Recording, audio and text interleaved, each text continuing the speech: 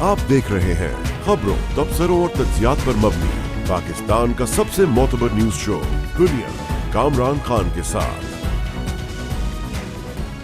अस्सलाम वालेकुम, मैं हूं कामरान खान।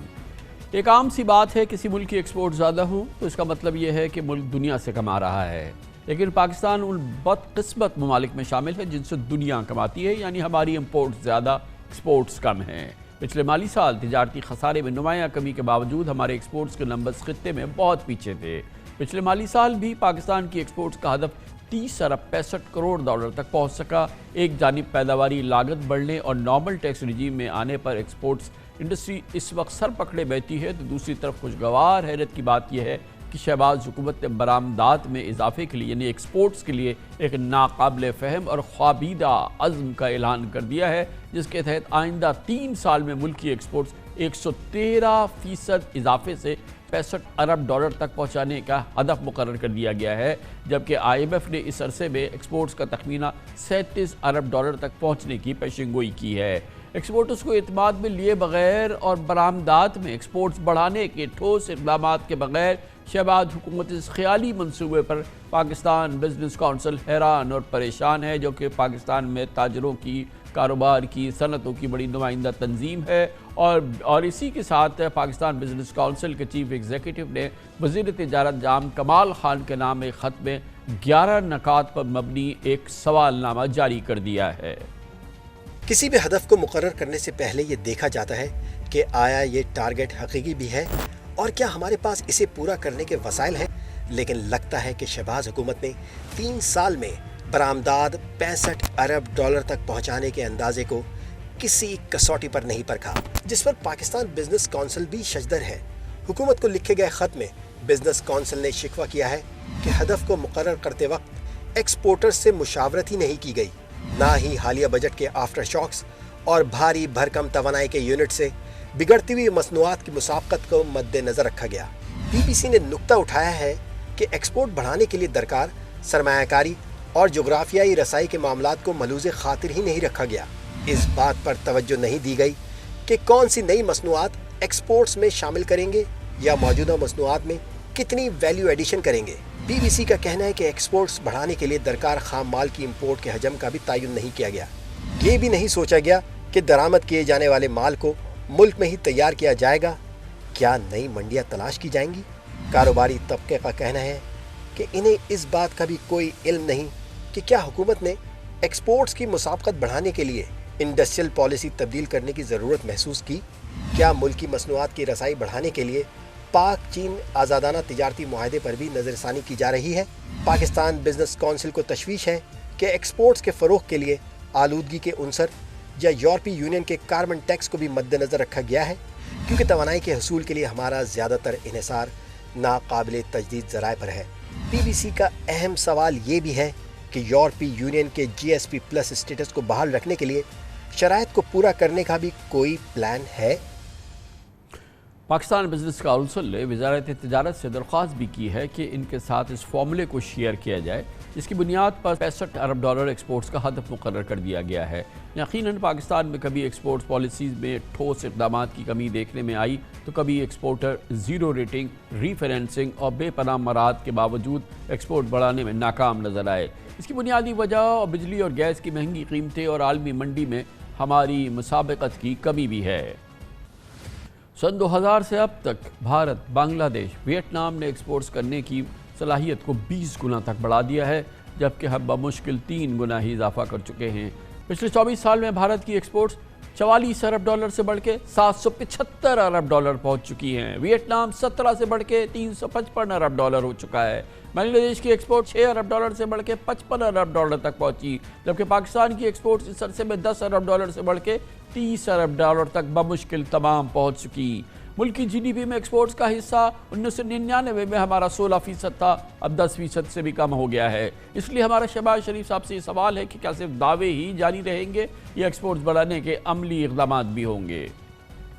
حوصلہ افزا بات ہے کہ آئی ٹی سیکٹر کے ذریعے پاکستان کی مجموعی ایکسپورٹس میں اضافے کا ایک نیا دروازہ کھلا ہے، اور کل وزیر اعظم شہباز شریف کے زیر صدارت نیشنل ایکسپورٹ ڈیولپمنٹ بورڈ کے اجلاس میں بتایا گیا کہ پچھلے سال I T export 3.2 Arab dollar سے تجاوز کر گئی۔ یہ یقیناً کوئی شائن بات ہے، لیکن اہم سوال یہ ہے کہ ٹیکسٹائل، لیدر، اسپورٹس اور طبی آلات سمیت دیگر اشیاء کی ایکسپورٹس کیوں نہیں بڑھ رہی، اور بہرحال اس کے سوال کا فی الحال کوئی جواب نہیں ہے۔ ان تمام موضوعات پہ، پاکستان کی ایکسپورٹس کو درپیش چیلنجز پہ، اور کیا یہ ممکن ہے کہ آئندہ 3 سال میں پاکستان کی ایکسپورٹس میں 112% اضافہ ہو جائے، ان سوالوں کے جوابات ہم ڈھونڈتے ہیں۔ اس کے لیے ہم نے دعوت دی ہے جناب عاطف اکرام شیخ کو، صدر ہیں FPCCI پاکستان میں کاروبار کی سب سے نمائندہ تنظیم، اور جناب آصف انعام، چیئرمین آل پاکستان ٹیکسٹائل ایسوسی ایشن۔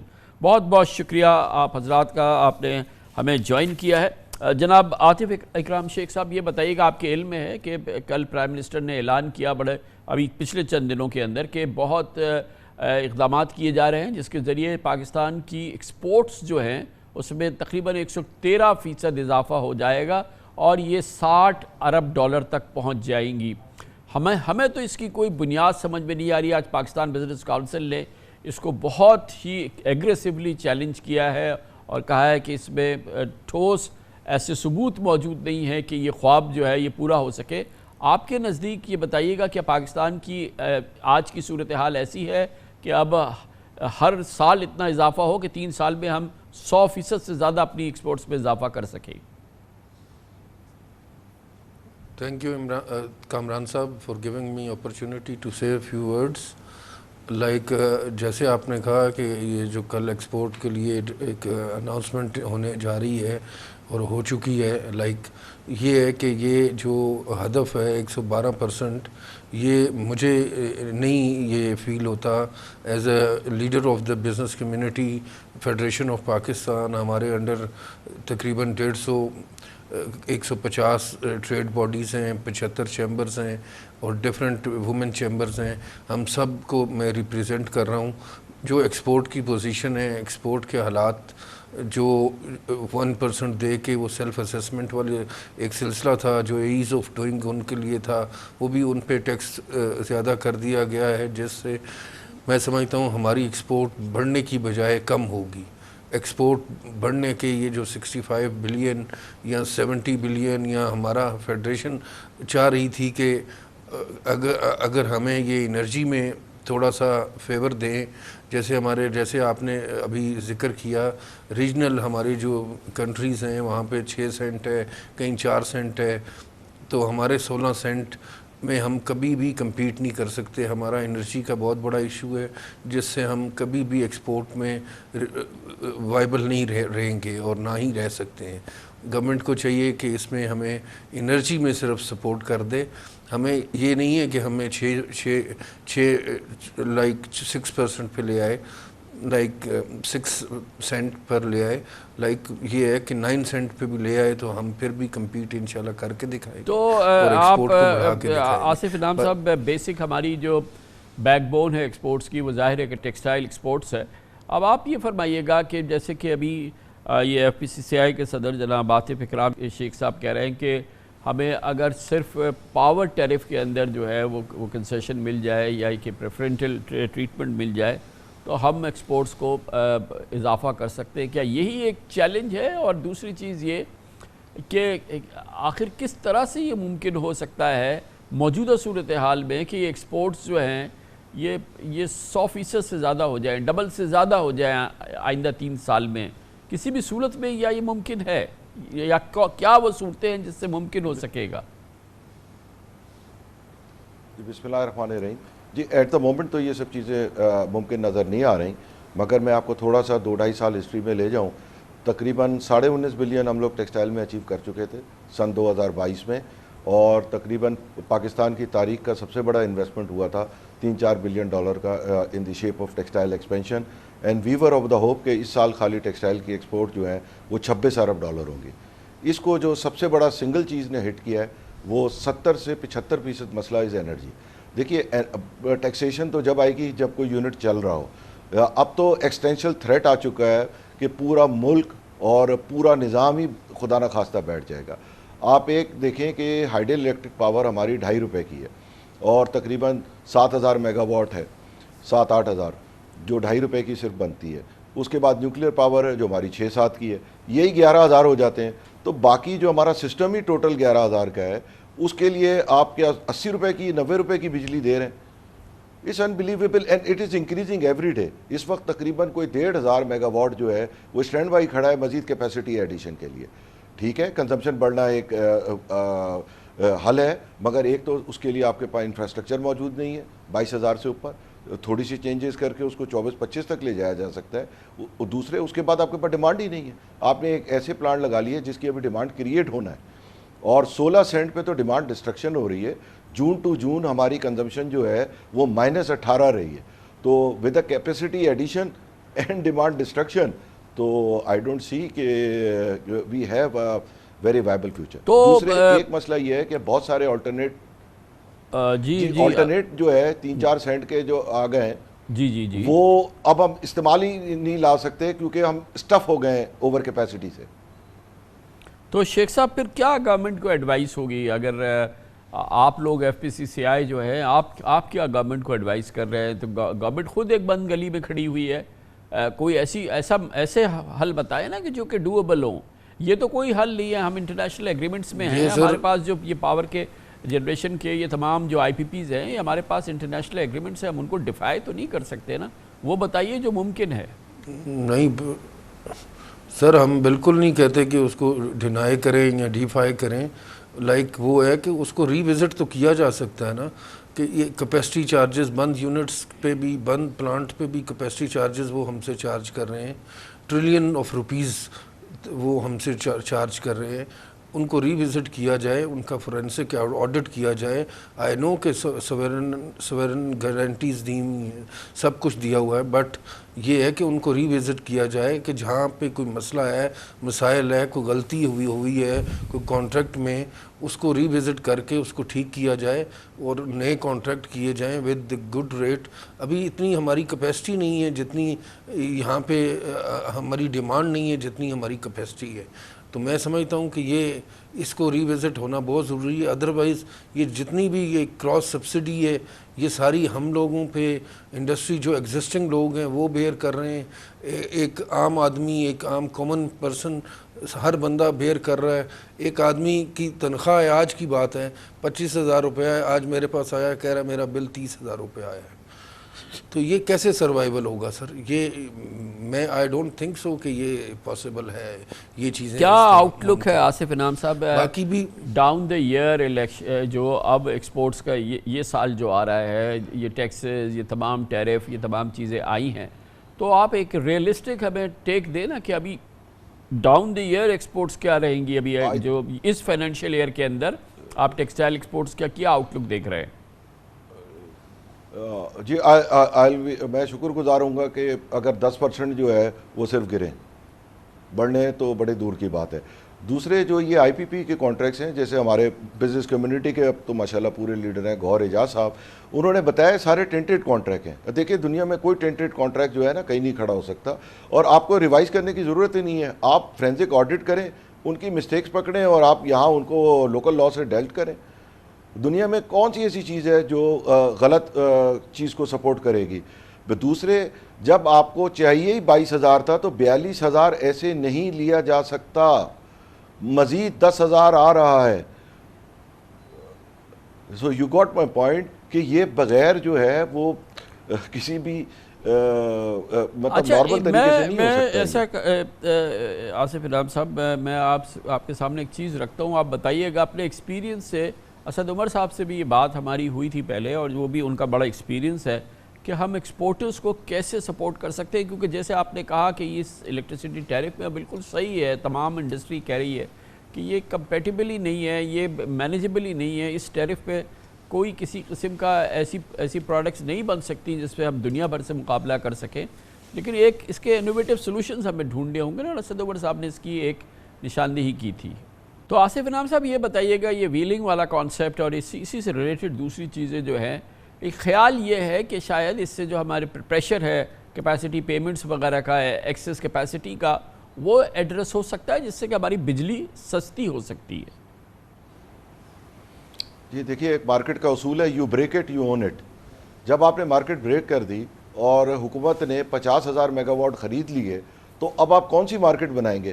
وہ 50,000 تو اپنی جگہ نیشنل لائبلٹی بنے ہیں نا. یہ سب چیزیں اس وقت کر سکتے تھے جس وقت یہ سارے معاہدے ہم لوگ کر رہے تھے، کہ ہم کہتے ہیں کہ جی یہ ویلنگ ہے. ویلنگ کے لیے ہمیں لڑتے ہوئے 4-5 سال ہو گئے کہ ویلنگ کر دیں، ہمیں نہیں چاہیے نیشنل گرڈ کا صرف ہم پورشن یوز کریں اور اس کو کر لیں. ہم نے تو کبھی نہیں کہا ہمیں کوئی سبسیڈائز دیں، بلکہ سبسڈی تو کراس آج بھی ہے. آج بھی گیس کے اندر جو ہے وہ کیپٹیو سے 100 بلین کی سبسڈی لی جا رہی ہے. ہمارے ایل این جی کے بل میں 50 بلین جو ہے وہ فرٹیلائزر کی سبسڈی لگ کے آ گئی ہے. تو کراس سبسڈی تو آپ ایکسپورٹروں سے لینے آ رہے ہیں. تو آصف اللہ صاحب اب یہ کیپٹیو تو گورنمنٹ بند کرنے جا رہی ہے نا، کہتے ہیں کہ جی ہم دسمبر جنوری سے ہم اس کو بند کریں گے. بالکل 100%. وہ بھی ایک بڑا مت ہے. دیکھیے کیپٹیو کی جو ٹوٹل جنریشن ہے وہ ساؤتھ کے اندر مجھے پتا ہے 1200 میگا واٹ ہے، اور حکومت کے ذہن میں 5000 ہے. تو یہاں بہت بڑا ڈفرینس ہے.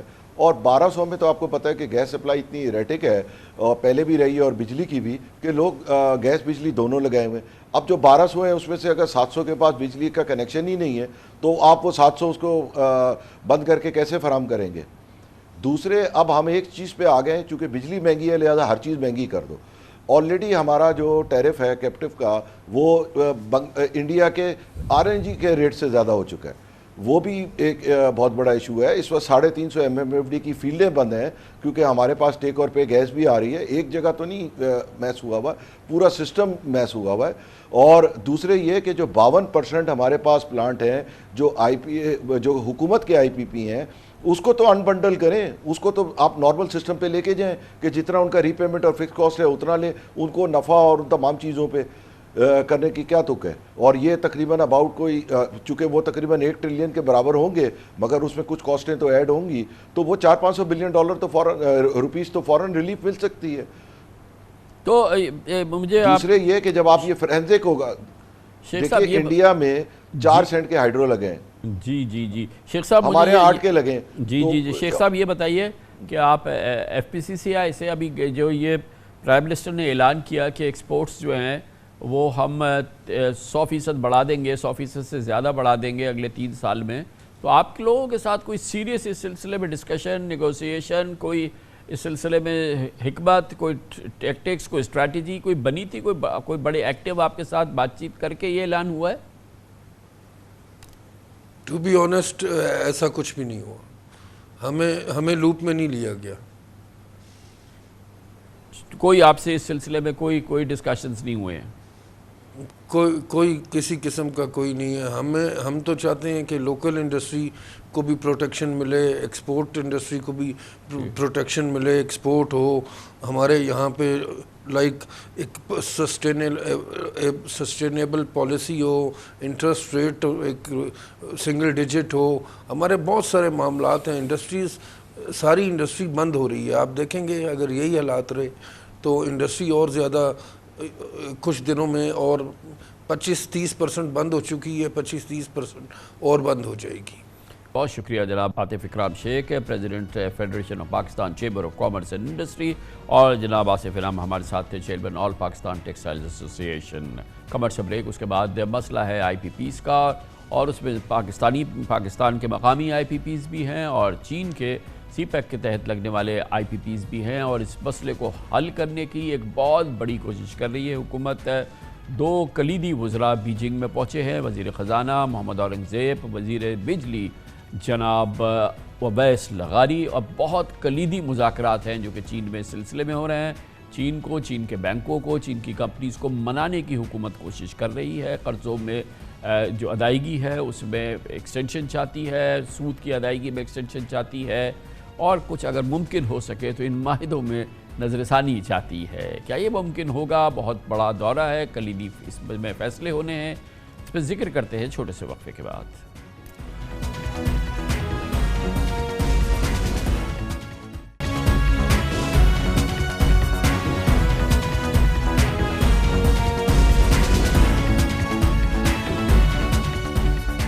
سوشل میڈیا کے اس دور کی بدولت آج ایک عام پاکستانی بھی جانتا ہے کہ IPPs یعنی بجلی بنانے کے حکومتی اور نجی کارخانے اور CPEC کے پاور پلانٹس قومی خزانے پر بوجھ بن چکے ہیں، اور انہی کی وجہ سے پاکستان میں دنیا بھر سے مہنگی بجلی ہے.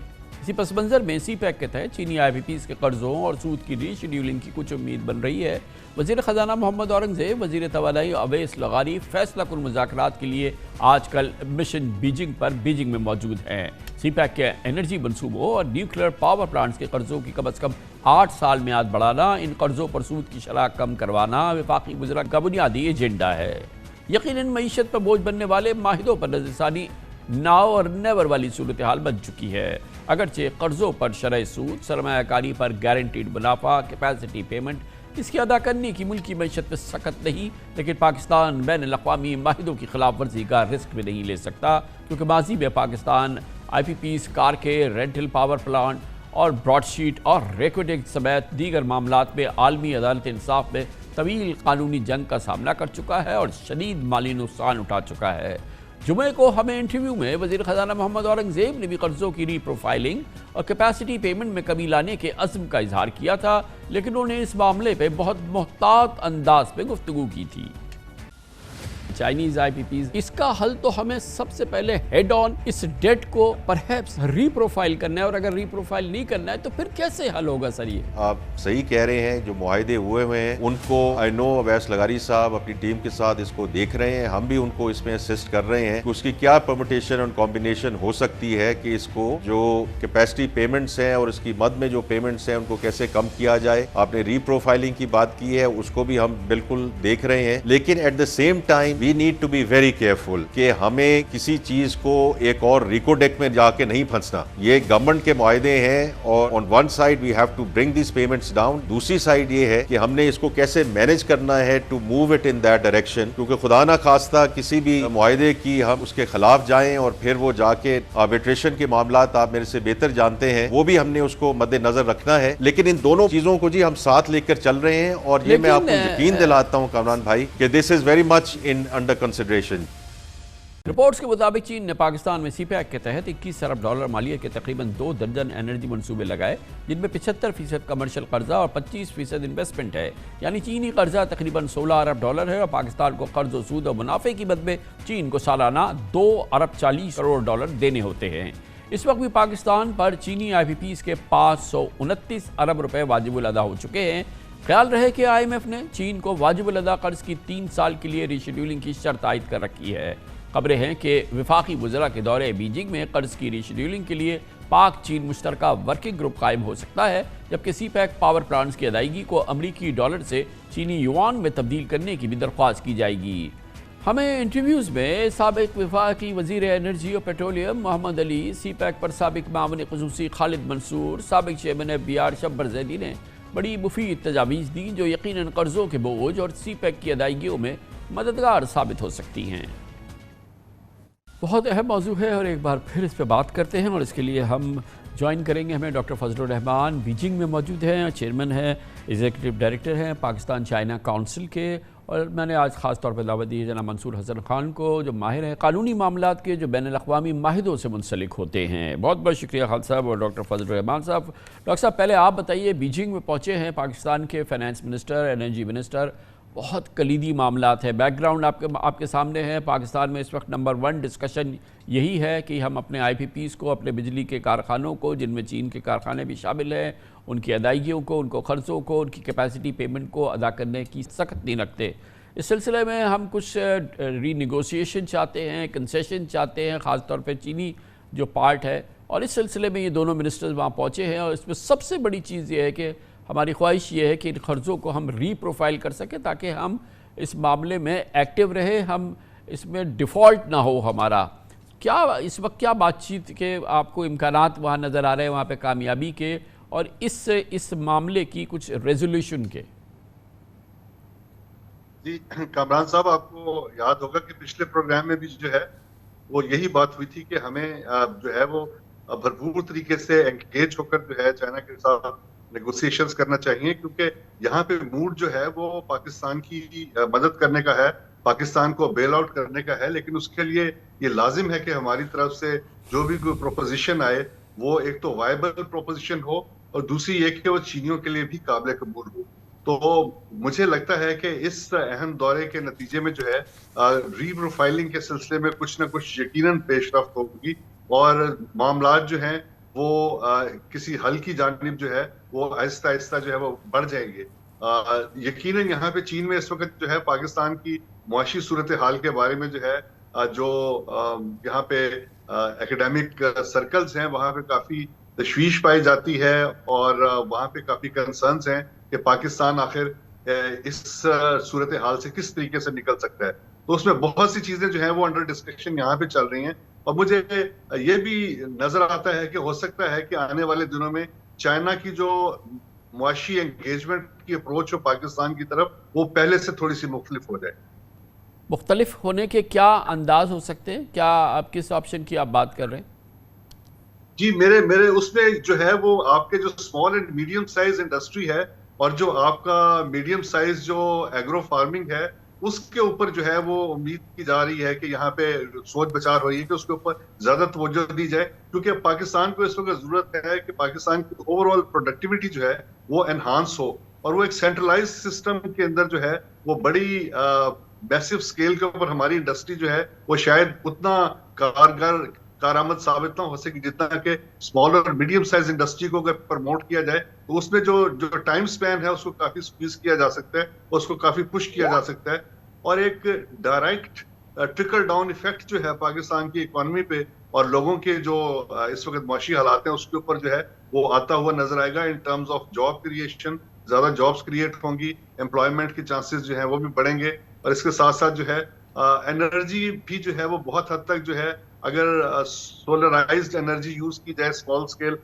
انڈسٹری کے لیے تو وہ بھی ایک وائبل سولوشن یہاں پہ اس کے اوپر بھی بات ہو رہی ہے. چلے اچھا منصور حسن خان صاحب آپ فرمائیے گا کہ ایک بار پھر ہمارے ہاں بات ہو رہی ہے اس موضوع پہ, ہم اس سے پہلے بھی کئی بار آپ سے بات کر چکے ہیں. آپ نے دیکھا کہ پورا ایک ماحول بن رہا ہے کہ جی کہ یہ آئی پی پیز جو ہیں یہ وائبل نہیں ہیں, یہ رپ آف ہے, ان کو ہمیں ریوزٹ کرنا چاہیے.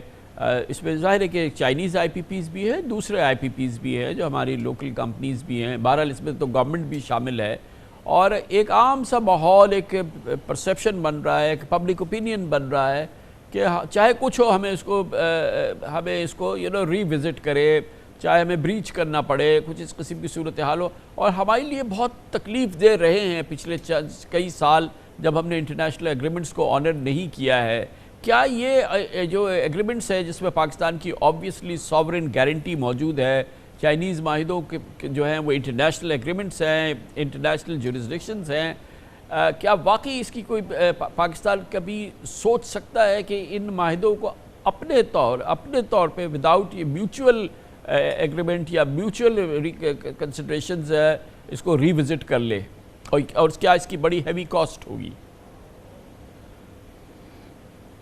جی گورنر صاحب, سب سے پہلے تو میں آپ کا شکریہ ادا کروں گا کہ آپ نے اس اہم ٹاپک پہ مجھے موقع دیا کہ میں اپنے خیالات کا اظہار کر سکوں. گورنر صاحب, میرا نہیں خیال کہ یہ کوئی ایسی چیز ہے جس میں ہم یونیلیٹرلی چائنیز کو کمپیل کر سکیں یا کسی بھی لینڈر کو یا کسی بھی آئی پی پی کو کمپیل کر سکیں کہ جی آپ ہمارے کہنے پہ یہ جو قرضے ہیں ان کو, پہلے ہم اس کو ری اسکیجولنگ کہتے تھے, آج کل جو نئی ٹرم انٹروڈیوس ہوئی ہے وہ ری پروفائلنگ ہوئی ہے کہ یہ جو قرضے ہیں یا جو پروجیکٹ ہیں ان کو جو ہے آپ وہ ری پروفائل کر دیں یا ری اسٹرکچر کر دیں. میرا نہیں خیال کہ کوئی قانون میں اس طرح کی کوئی گنجائش موجود ہے.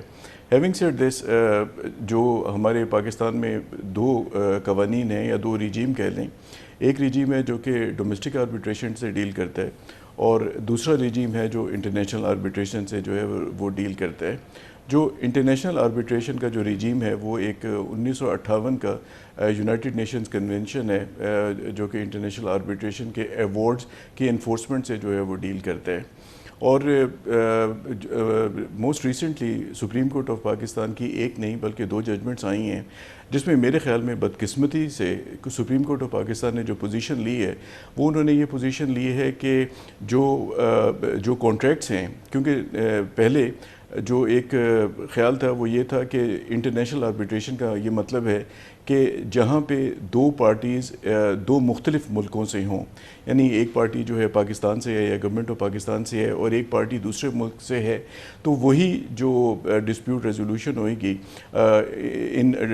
تھرو انٹرنیشنل آربیٹریشن وہ انٹرنیشنل آربیٹریشن کی مد میں آئے گی, یعنی کہ دو پارٹیز جو ہیں وہ دو مختلف ملکوں سے ہوئیں گی.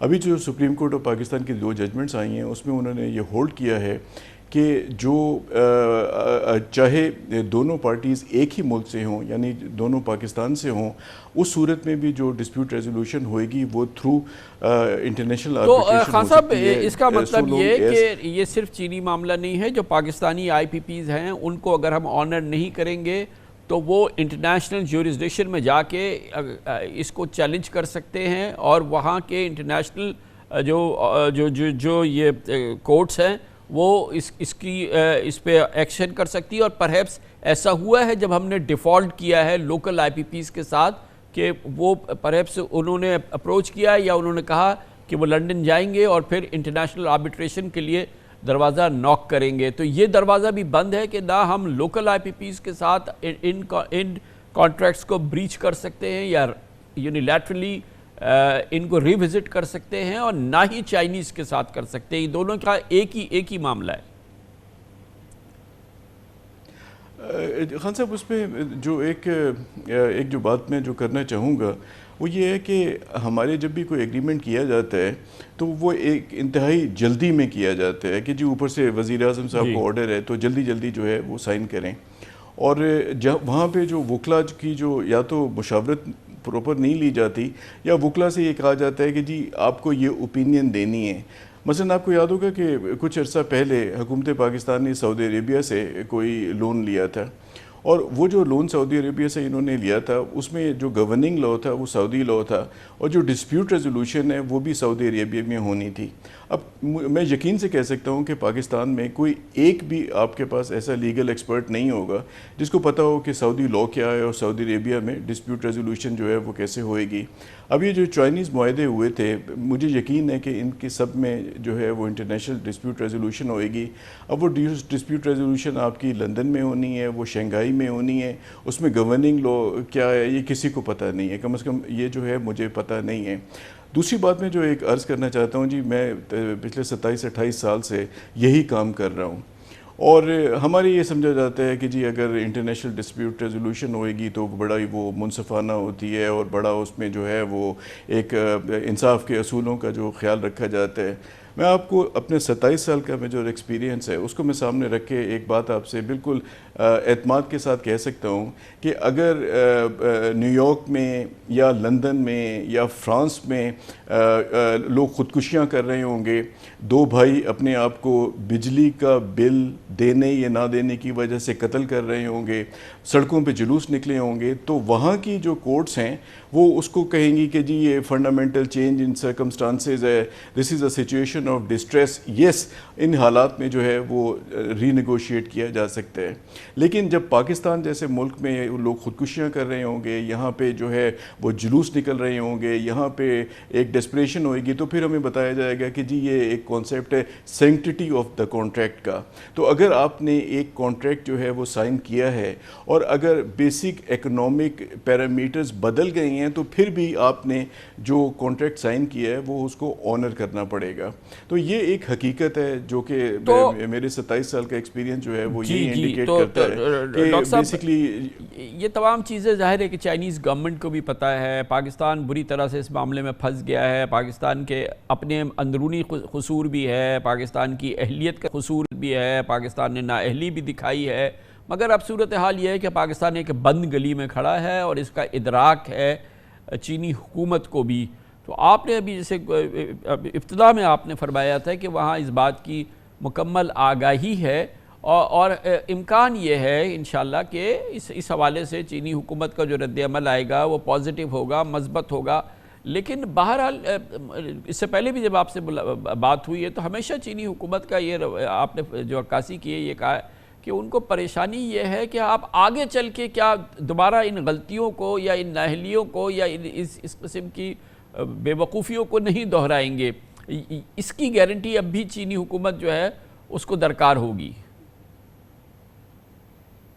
یقیناً کوئی نہ کوئی گارنٹی تو جو ہے وہ ان کو درکار ہوگی کہ آخر کوئی نہ کوئی ریسکیجولنگ جو ہوگی اس کے اندر کوئی نئی ٹرمز اینڈ کنڈیشن بھی یقیناً سامنے آئیں گی, کچھ سیکیورٹیز جو ہیں وہ بھی رکھنی پڑیں گی, بیکاز یہ تو انٹرنیشنل ڈیلنگ ہے اور یہ ایک جو ہے وہ 2 ملکوں کے مابین ایک معاملہ ہے اس کے اندر جو ہے وہ دوستی اپنی جگہ پہ ہے، لیکن یہ تو ایک کاروبار ہے، اور اس کاروبار کے اندر جو لوازمات ہیں وہ تو یقیناً ہمیں پورے کرنے ہوں گے۔ اب دیکھنا یہ ہے، جیسے بتایا جا رہا ہے کہ اگر ہمیں 3 سال کا ریلیف مل جائے تو اس کے بعد شاید ہم اس پوزیشن میں ہوں گے۔ تو دیکھنا یہ ہے کہ کیا باقی دیگر عوامل بھی جو ہیں وہ مددگار ثابت ہوں گے اس سارے اکنامک اپ لفٹ کے پروسیس میں یا ریکوری کے پروسیس میں، جو کہ پاکستان کو اس پوزیشن میں لے کر آئیں، جس میں کہ ہم بھی آئی پی پیز کے جو ری اسکیجولنگ ہوگی 3 سال کے لیے جو ریلیف یہ لینا چاہ رہے ہیں، اس کے بعد اس پوزیشن میں ہوں گے۔ تو یہ کسی نہ کسی صورت میں جو ہے کوئی نہ کوئی گارنٹی جو ہے وہ یقیناً ان کو دینی پڑے گی۔ بڑی نوازش، بہت بہت شکریہ doctor Fazal ur-Rehman, executive director Pakistan China council, ہمارے ساتھ بیجنگ سے تھے، اور جناب منصور حسن خان صاحب ہمارے ساتھ تھے، ماہر ہیں بین الاقوامی امور کے اور بین الاقوامی معاہدوں کے۔ اس کے ساتھ ہی ہمارے آج کے پروگرام کا اختتام ہوتا ہے۔ کل آپ سے پھر ملاقات ہوگی انشاءاللہ۔ کل تک کے لیے کامران خان کو اجازت، اللہ حافظ سے۔